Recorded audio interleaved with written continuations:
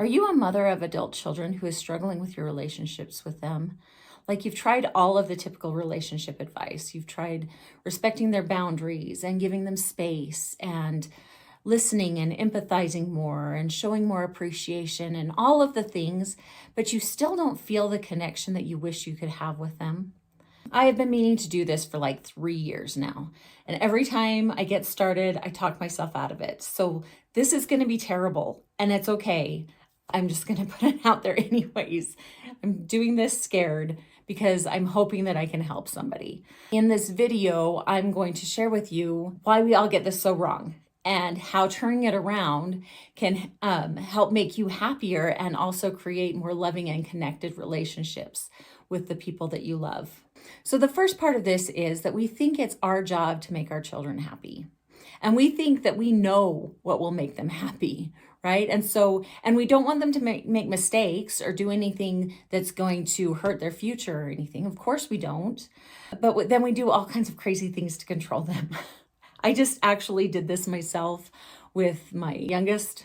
She came home from college for the Christmas break, and she wanted to date this kid that she dated in high school. And I just thought it was a bad idea. And I thought she should date guys from college and not from high school. And so I talked to her about it, but she was going to do it anyways. So then I got a little crazy and I called his mom and talked to her. And she thought it was a bad idea for them to get back together too.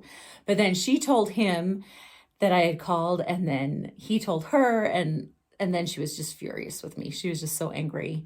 And she should have been. I was being manipulative and interfering in her business. But I just didn't want her to make a mistake, right? Like I just didn't want her to do something that was going to make life harder for her in the future. And I got all kind of crazy about it. And we've talked about it. We had a really good conversation, and she still likes me, but she's still dating this kid. We just can't control them. And even if they do the things that we think that they should do, if they're doing it just to make us happy and not because it's what they think is right, then they're just going to resent us for it and blame us if anything goes wrong. And so the hardest thing to do at this stage in their lives is to accept that they are going to have some challenges. They are going to have some ups and downs. They are going to make some mistakes that are going to be difficult for them and that they have to learn some hard lessons from. I'm not saying that we shouldn't give them advice and share our experiences. Absolutely, we should do that. Like that's part of being a parent. The younger generation has not experienced the same things that we have.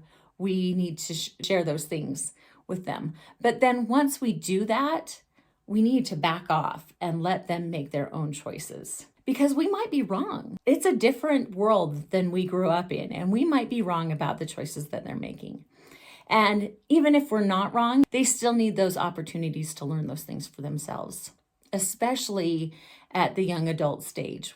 They need that autonomy to be able to forge their own path and to make it their own, to live their own lives. So once we have shared those concerns and once we've explain to them our reasoning, then we need to just back off and let them make their own choices and make their own mistakes. The best thing that we can do for them is just to let them know that no matter what happens, that they can come back to us and that we will always love them and care for them and help them through anything that they're having a hard time with. We just need to let them know that we'll be there for them in the ups and downs of life. Like I said, especially at this age. Okay, so the second part of this big lie is that it's their job to make us happy.